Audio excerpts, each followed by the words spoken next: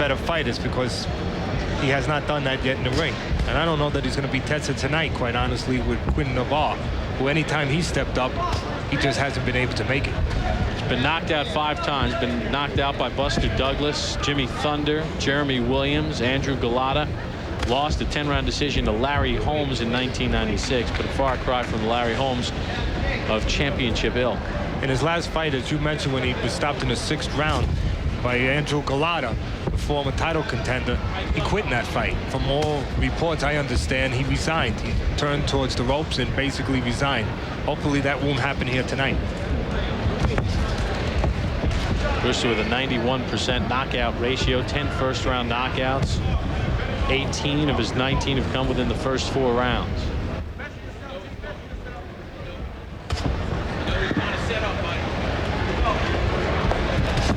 Round number 1 at the midway point between Brewster and Navarre.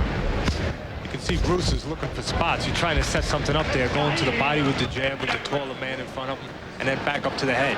Trying not to leave himself open, but at the same time, trying to set something up. Waiting a little too long in front, Lamon Brewster. He's got to learn to make things happen instead of waiting for things to happen. He's trying to feint, trying to make something happen that way. But as he boxes the better guys, he's going to learn that there's different ways you can make things happen. Good left hand by Brewster, and down goes Navarre. He followed him. Navarre went straight back. Brewster didn't stop punching. And this fight's over. Jane 80 counts him out, and now Navarre gets up. So Lamon Brewster gets his 11th first-round knockout, his 20th knockout. And Teddy, he just followed Navarre, and I think a left hand finally finished Navarre off. And Lamon Brewster now only has 4 rounds of work in the last 13 months. Yeah, it's time to step up. That's why it's important he's fighting, he's boxing good guys in the gym, because he's not getting experience, he's not getting those learning qualities here yet.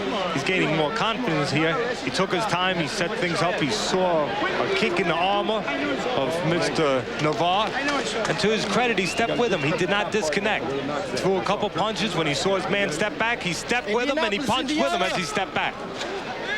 So Lamon Brewster picks up career win number 22 and knockout number 20 as he stops Quinn Navarre in round number 1. Dr. Susan Zuck. Say that again? So Lamon Brewster a winner, and we are going to take you to the Mandalay Bay, and we are going to bring you the weigh-in. Stepping up to the scale, Oscar De La Hoya, the WBC welterweight champion of the world. De La Hoya is getting ready to hit the scales. De La Hoya taking off his top, and they'll put a little cover so the fans cannot get a full look at the Golden Boy. Felix Trinidad has already weighed in. The IBF champion weighed in at 147 pounds. Trinidad guaranteed of $9 million for this fight. So at 35-0 with 30 knockouts, Trinidad weighs in at 147 pounds. You see Oscar De La Hoya now getting on the scale.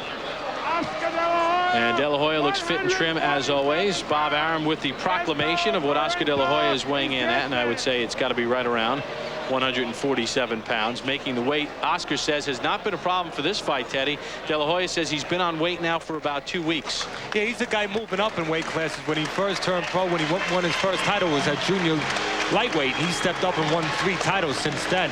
The bigger guy is Trinidad. That's the guy you got to worry if he has trouble making weight, Trinidad. 147 pounds. So Oscar De La Hoya and Felix Trinidad both weigh in at 147 pounds. De La Hoya 31-0 with 25 knockouts, and you see the tail of the tape. Both talented 26-year-olds.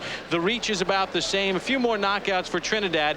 We know De La Hoya has a good chin, Teddy, but does Trinidad have a good chin? Well, he's been on